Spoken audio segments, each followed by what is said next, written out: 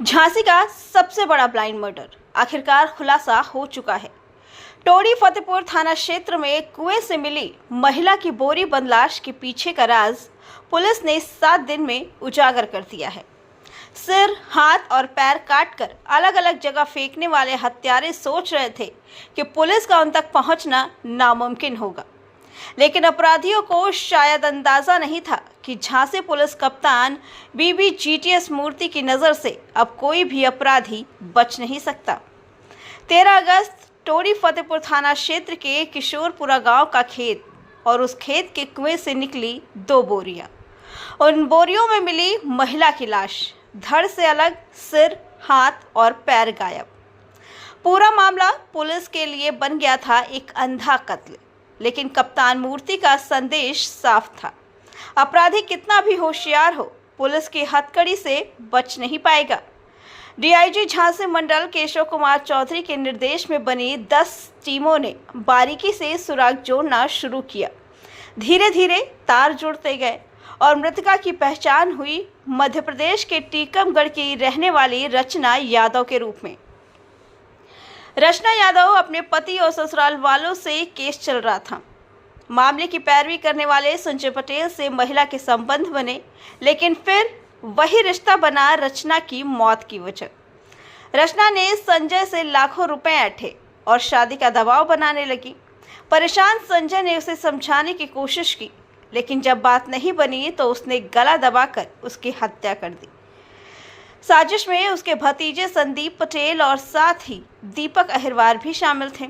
हत्या के बाद महिला की पहचान छुपाने के लिए लाश के टुकड़े कर अलग अलग जगह फेंके गए, लेकिन झांसी पुलिस ने हत्यारों के सपनों को चकनाचूर कर दिया। पुलिस ने चाचा भतीजे को गिरफ्तार कर लिया, जबकि एक आरोपी अभी भी फरार है। डीआईजी ने इस सनसनीखेज ब्लाइंड मर्डर का खुलासा करने वाली टीम को 50,000 रुपये का इनाम देने का ऐलान किया। झांसी पुलिस ने फिर साबित कर दिया कि अपराध कितना भी गहरा हो, साजिश कितनी भी शातिर क्यों ना हो, पुलिस की निगाह से अब कोई नहीं बच सकता। हत्याकांड का खुलासा हुआ है, क्या है पूरा मामला? देखिए, आप सभी को विदित है कि दिनांक 13/8/2025 को थाना टोडी फतेहपुर झांसी में काशीपुरा गांव के यहाँ एक घनी मतलब जंगल में कुएं में कुछ शव के टुकड़े मिले थे, अलग अलग बोरियों में डाला हुआ। इसको तत्काल बहुत गंभीरता से लेते हुए करीब 8 टीमों का हम लोगों ने गठन किया है। उसके अलावा 10 और टीम को गठन करके अलग अलग गाँव में चेकिंग कराया गया कि ऐसा कोई महिला तो नहीं है जो मिसिंग है उसी उम्र की, क्योंकि ये बहुत ही ब्लाइंड मर्डर था और सनसनी केस भी था। तो उसी को इतने ही गंभीरता से लेते हुए हमारे एसपी आर्य, सीओ मौरानीपुर, एसओ टोडी फतेहपुर और स्वाट टीम के सकुशल नेतृत्व में आज इसका खुलासा हो गया है। उक्त महिला का नाम है रचना यादव, जो टीकमगढ़ की निवासी थी, और जो अक्यूज्ड है, जिन्होंने ये घटना कारित की है, ये उनका नाम है संजय पटेल, जो महेवा गांव टोडी फतेहपुर के निवासी है। संदीप पटेल जो इनके भतीजा लगता है, जो टोडी फतेहपुर महेवा गांव के निवासी है। और एक और साथी था इनका जिन्होंने षड्यंत्र भी रचा और मारने में सहयोग भी किया, उनका नाम है प्रदीप अहिरवार। ये तीनों ने काम किया था। प्रथम दृष्टया पूछताछ के दौरान ये पता चला कि एक पर्टिकुलर मुकदमा जो उक्त महिला ने अपने पूर्व पति के ऊपर, जो पति और उनके परिवार के ऊपर लिखवाया था, उसका पैरवी ये जो संजय पटेल, जो पूर्व प्रधान भी था महेवा गांव के, वो उसका पैरवी कर रहा था। उसी दौरान इस महिला के साथ उनके संबंध बन गए। संबंध में जो निजी संबंधों में जो तनाव आया है, बाद में शादी करने हेतु वगैरह जो महिला उनको दबाव बना रही थी, पैसे की संबंध में कुछ तनाव थी, उसी में इन्होंने षड्यंत्र रचा है और तीनों ने उस महिला को मार भी दिया और इस घटना का अंजाम दिया है। और इसी मामले में इस ब्लाइंड मर्डर को जिस बृहद तरीके से कार्रवाई करते हुए काम पूरा टीम ने किया है, उसके लिए डीआईजी रेंज महोदय ने पूरी टीम को 50,000 का इनाम घोषित किया है। पहचान कैसे हो पाई? देखिए, फिलहाल आप जैसे जानते हैं कि लाश अलग अलग बोरियों में टुकड़ों में मिली थी, पहचान करने में मुश्किल था, इसलिए अलग अलग टीम्स बहुत ही विस्तार रूप से अलग अलग टीम को बनाया गया था। सभी को एक एक अलग अलग रोल दिया गया था। पहले पहचान मतलब क्योंकि बोरी जो है रेशम शॉप के बोरी थे, तो कहीं ना कहीं हम लगभग नज़दीकी जो गांव हैं जहां पर रेशम साहब, उनमें हम अपनी तहकीकात शुरू किया है। उसके अलावा बोरियों में जो ईंट वगैरह जो लगे हुए थे उसको भी तहकीकात किया कि उस ईंट का सॉइल टेस्ट भी हम लोगों ने कराया। वो सॉइल कहाँ पे मिलती है उस टाइप का हमने देखा है, और उसी के आधार पर तो हम लोगों ने कुछ गाँव को चिन्हित कर लिया है। और स्लोली जब हम लोग और भी जब टीम गठित करते अलग अलग गाँवों को अपने अपने टीम्स को बेच के बात करने लगे, तो हमें एक सूचना प्राप्त हुई थी कि एक महिला जो मिसिंग थी। उसी के आधार पर तो जब हम लिंक पकड़ा और आगे हमने अपनी तहकीकात बढ़ाया। आज आप लोगों के मतलब सहयोग से और बाकी हमारे टीम के बृहद कार्रवाई से आज इस घटना का खुलासा हो गया।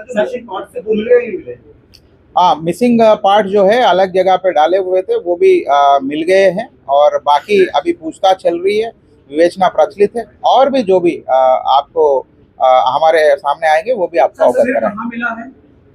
फिलहाल वहीं पे एक पुल थी, वो जब पूछताछ के दौरान पता चला कि ये पुल के नीचे कहीं पर एक दो बोरी और भी डाले हुए थे, वहां पर चेकिंग किया तो हमें प्राप्त हुई। सर, पहले इन्होंने मारा था, किस तरीके से मारा था, फिर कैसे इन्होंने काटा था उसे? फिलहाल पूछताछ के दौरान प्रथम दृष्टया यही पता चला कि पहले महिला को गला दबाकर मार दिया गया था, फिर उसके बाद इन्होंने अपने आप को बचाने के लिए और घटना का मतलब सही खुलासा ना होने के लिए बॉडी को अलग अलग पार्ट्स बनाकर अलग अलग बोरियों में रख के इसको उन्होंने अलग अलग जगह पे फेंक दिया। कितने दिन पहले हत्याकांड को अंजाम दिया गया था? 8 तारीख को जैसे फिलहाल ये 13/8/2025 की बात है, और उनसे जब पूछताछ हुई उन्होंने कहा कि 4 दिन पहले उसका किया है, और भी पूछताछ चल रही है। सही डेट और सही चीजें आपको हम पूरे पूछताछ के दौरान आपको बता दें। पुलिस को गुमराह करने के लिए अलग-अलग बॉडी फेंकी गई थी। हाँ, जैसे हमने कहा कि उनकी मेन मकसद यही है कि वो पकड़ा ना जाए, और पुलिस को गुमराह करने के लिए ही उन्होंने ऐसे अलग अलग पार्ट बना के अलग अलग जगह पे बनाया। क्या रोल था?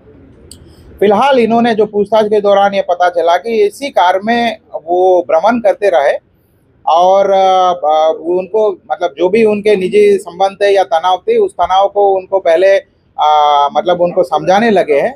जब महिला ने नहीं समझा तो कार में ही उन्होंने उनको गला दबा के मार दिया था।